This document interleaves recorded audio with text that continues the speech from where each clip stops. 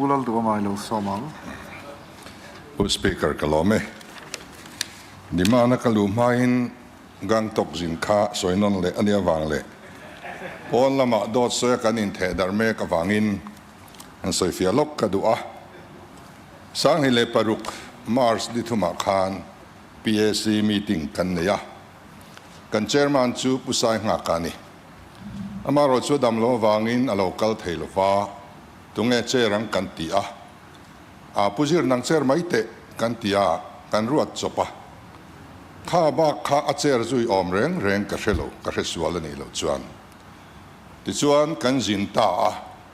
kan zin hona kan meeting a po keima ka chera.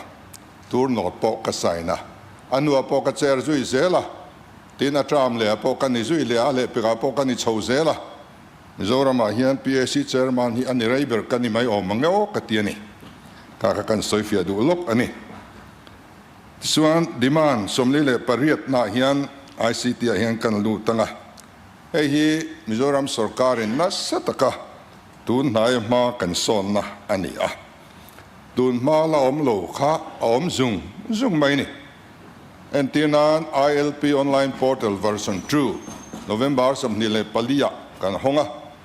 Spartan Seamless Performance Appraisal Report Tracking Agile Network he January sangni somni palia kan honga. Property Return te Performance Appraiser te ACR te po tuna chuan tikhan kan lo ti theita a. Han holding online portal hi September sangni somni palia kan honga. MPSC online version 2 hi June sangni somni panga kan honga. Recruitment related service te online registration submission fee payment zong online in kantito a. Tin fire service online hi November sangni somni panga kan honga. Chief Minister online version 2 September sangni somni palia kan honga. Grievances redressal zong online in kantito a. Tin MPAS online portal version 2 June sangni somni panga kan honga. Traffic control te exemption permit pek zong po online in kantito a. Kai aple biometric attendance kan shreveka tuna hian sarkar na toksin khalle sangre lile parukin hian mangmek ani. Ruangpur online country a startup mission portal centralized system support to aspiring entrepreneurs mipui o online Mizoram house booking e-sanction e-tracking kan nei vekto khangkha. Then Mizoram house booking po online in kantia MPSC portal po kasoyan kan nei to a. Then sikulo zaruk somni pakwa hian computer set kan da tola amanro nang tenen. Sikulo zathum pakwa hian ICT center kan hong to a. 4G omlo na hi tuna khian khosom thum vel ala oma. Then Mizo fiber grid network kan nei boka basini noi Mizo translation tunain thadeu kan nei to a kan dictionary man lai ai ma hian emi kan Mizo translation na hi athave to ani. Tin Chief Minister online portal a hian Department poimo zong kan thlung khon veka one stop digital government hub kan hong ani ei kan mangtrang kai hle ani. Chuan GPF Fund portal kan nei to CSR Connect kan neya matchmaking platform voi tam kan siam to boka. Motor accident claim tribunal nei one line platform hi Gawati High Court tenen kan siama. SDG dashboard centralized digital tool kaka monitoring le tracking le report progress kangka SDG sustainable development goals tinan kan mga. Tin Iram portal kan niya Mizo diaspora hub kan niya Wantlang Viltu kan niya DC search pin kan biala siam ani. Tin geolocation tracking te kan nei to a computerization of RCS office panilo ka kan honga. Aizol hospital online OPD card lak thei ani to a. Health department complaint helu na wahui apps kan nei boka. Tin PHE in leak apps an nei boka. Om monitoring Speaker, Kongayin, point of order. Demand kan suya kan house leader kan a department lo lin kha asoi box ICT ka soy ni ICT demand somli le pariat na chunga mi ve kan he kan soi du lai chu ni dang kan house kal to thina te hian a minister in charge te ma CM หันดินในชุโซนปอยหมอบิ๊กเตะเราฮิชวานินอามาเฮียนรอนช่างเวกเซลไม่สีฮีกันมินิสเตอร์เตอรินตกเรานะเฮียอังกัติเดวะโซนักช่างเราดีมานก็สวยเวนี่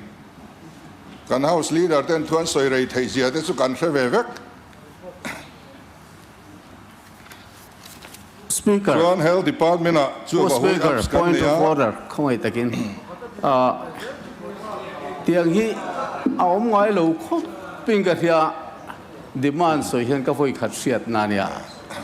CM ที่เห็นที่เห็นกันวิริสัตย์ข้าไว้นับตัวรินที่ข้านั้นสมกันpassไม่ถึงขั้นกระเทียก็ให้สวลตั้งเอดีที่มักตักชนอีกให้หมดที่การเสด็จเตวไทยคบไม่ก็ตีค่ะกัลปุ่งทัดกันเนี่ยแค่นี้จูตีนจีเปย์มาอิเล็กทริกบิลเปกนักกันในตัว RDSS ออนไลน์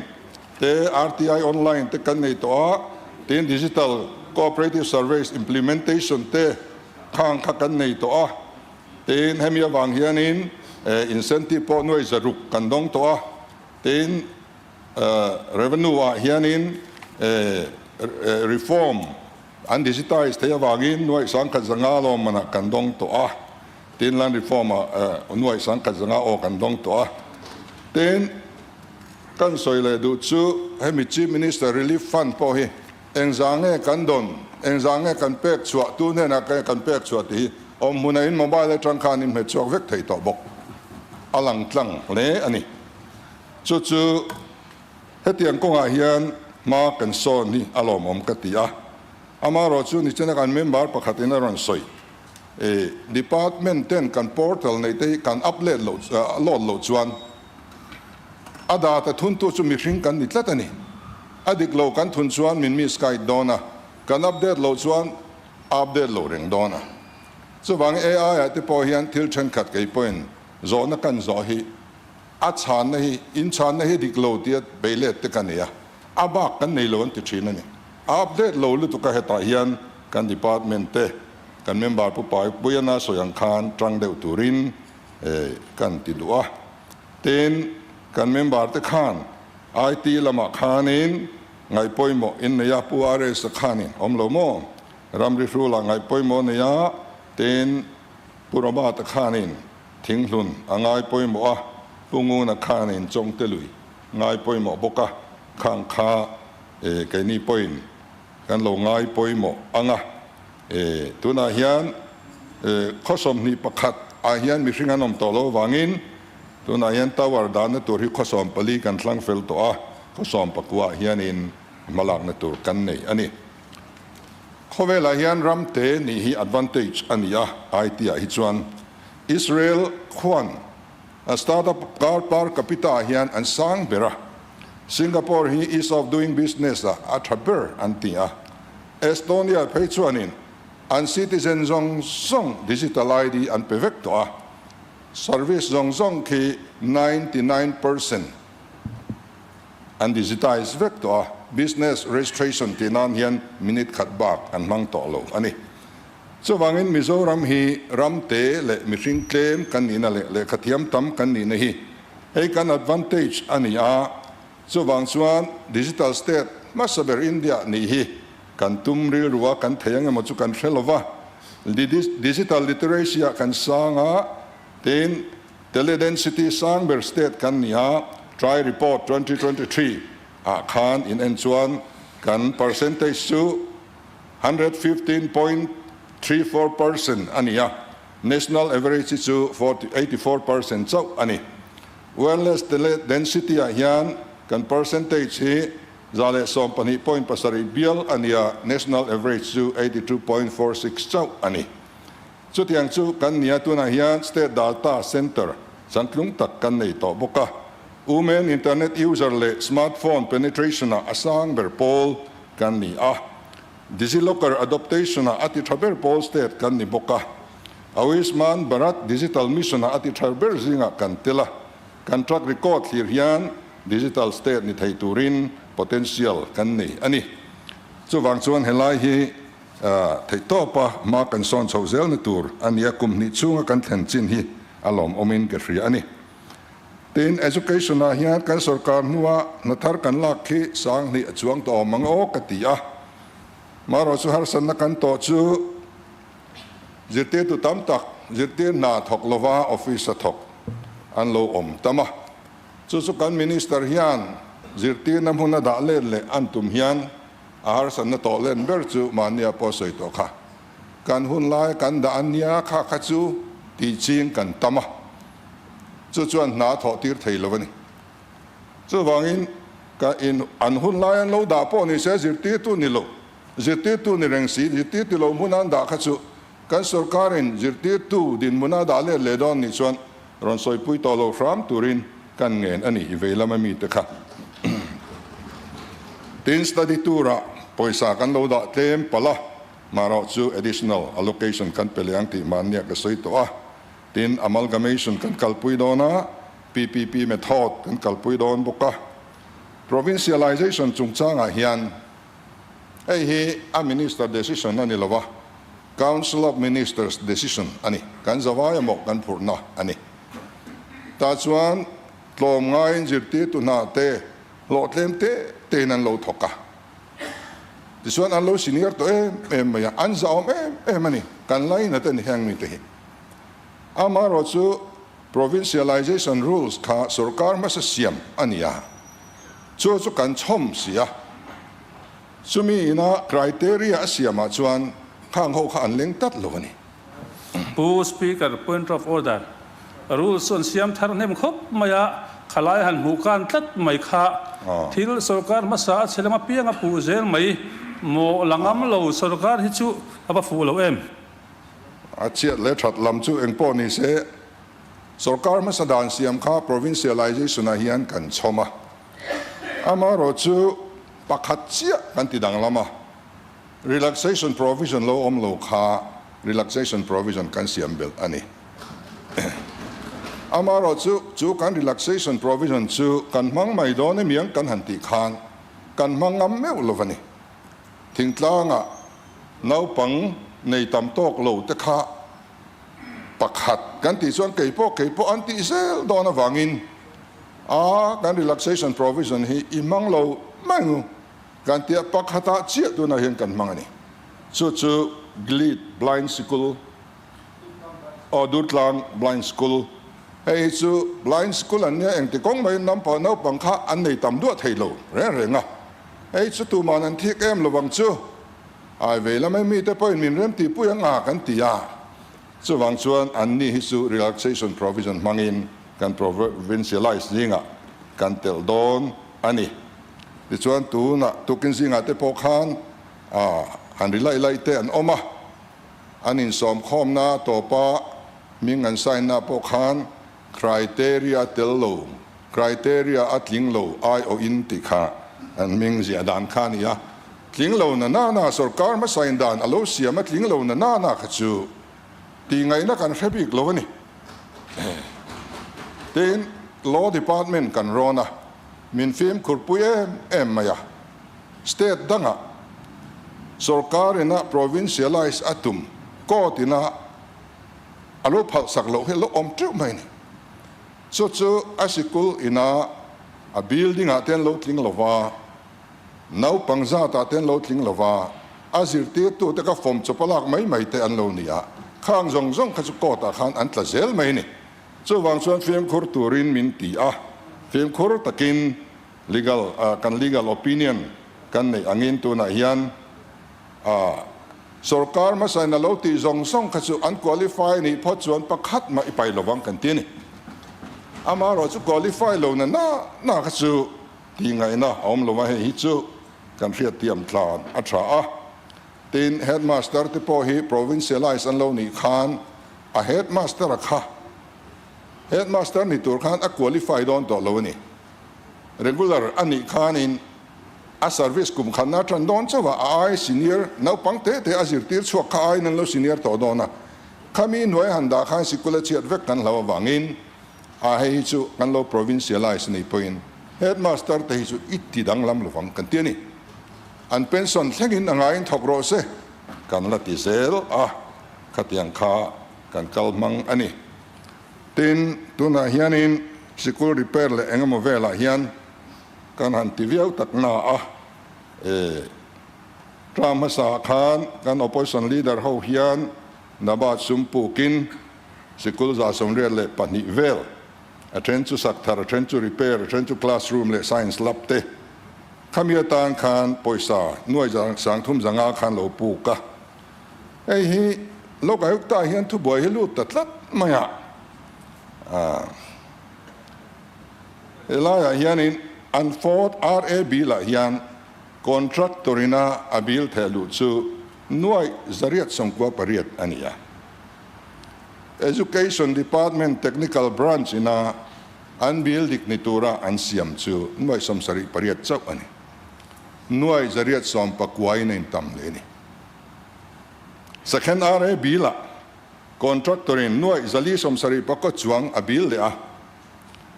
Technical branch ส่วนหน่วยจะส่งภาษาเละที่อินให้บาคีอันนั้นทอ quality แต่เละที่อันนี้อบิลไทยระวังอันตี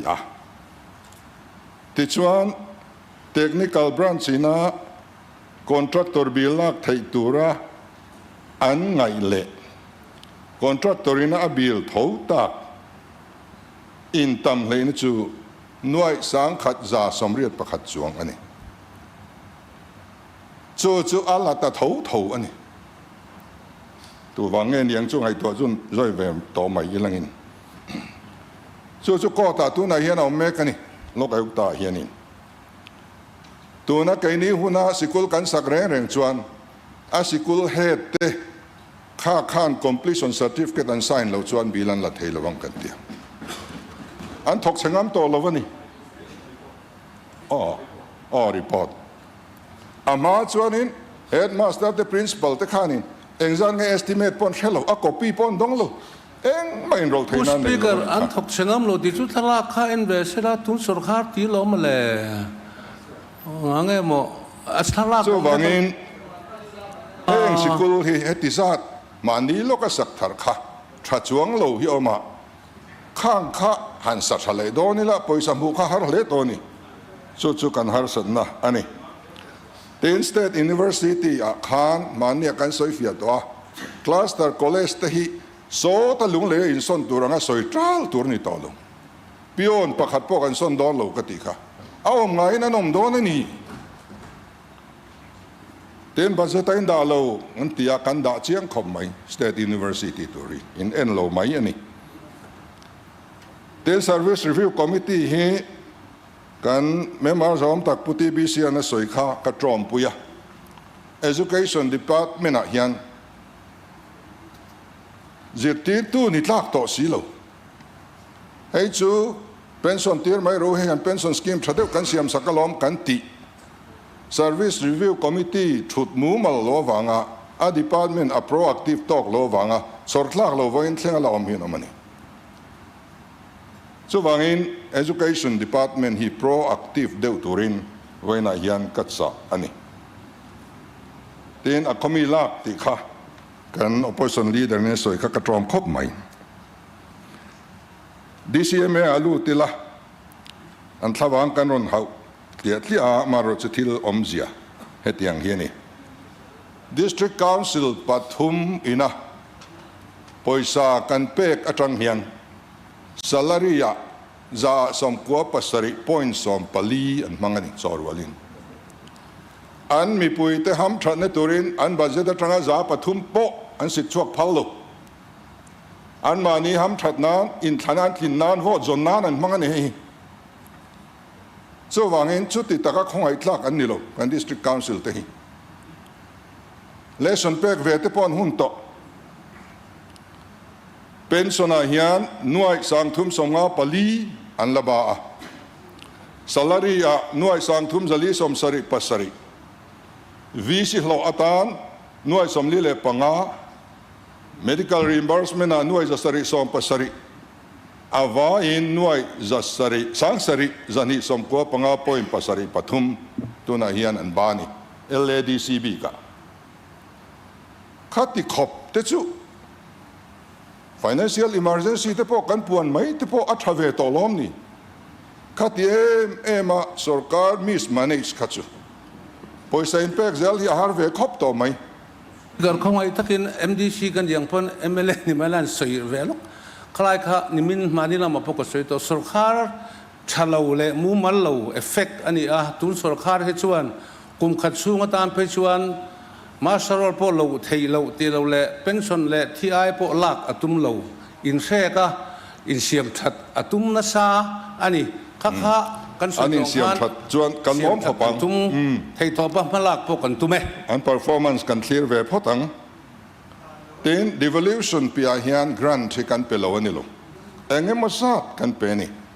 เต็น direct funding ที่กันดูสักมากันดูสักเสียโป platform เอาไว้ตั้มกันเอาปุยะ central ปกันเคลียร์ตีอันนี้อามาเราชูสุรการมาสักขัน direct funding เป็กอาโลดูดาลฟังอิน